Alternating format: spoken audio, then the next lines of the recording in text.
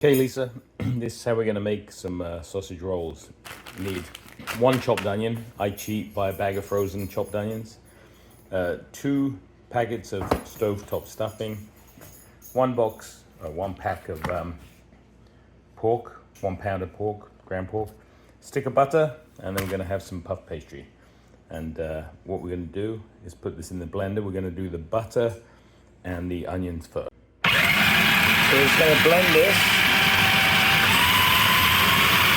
So we get rid of the big chunks of butter.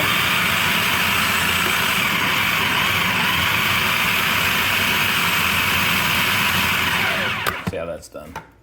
Okay, so that looks pretty good. Now we're going to add the pork. We're now just going to pop the processor lid on. Hard with one hand. Go. And then we're just going to mix that up. So you want to combine the pork, the butter, and the onion.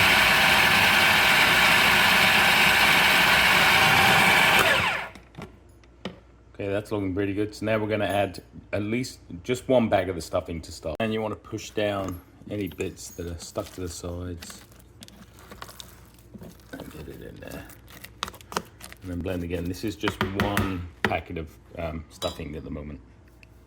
This is very dry. And when we add the other pack of stuffings, that's going to be way too dry. So we're going to add, to start off with, 1/2 cup of water.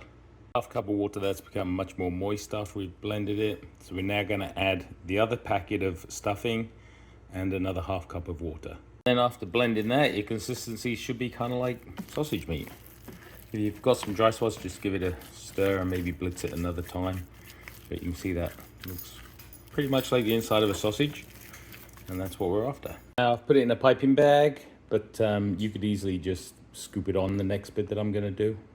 I've unrolled a sheet of the puff pastry, and now I'm just gonna do some strips of sausage meat. So it's hard to do with one hand, so I'm gonna stop and then you'll see what I end up with. We end up with something like this, and you can see I've actually made the one on the end a double layer just in case somebody wants a more meaty sausage. But then what we're going to do is unroll the other puff pastry and we're going to lay it over the top. Over the top, what you want to do is pin it at one end by squishing it, and then you kind of want to stretch it because remember the top's going to have to go further than the bottom did because you've got to go over all the sausages. And then you're just going to take your hand and push down in between and do that in each gab and push it down till it's sealed. I've got a little gadget to cut mine, but otherwise you just use a knife, go down between them in the middle, and then pull them apart and just kind of pinch them just so they're sealed.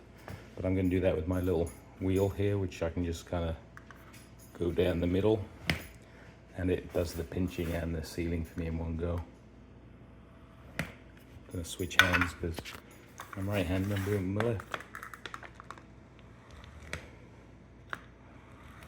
Okay, and then we're going to just score the tops of them with little diagonal slashes.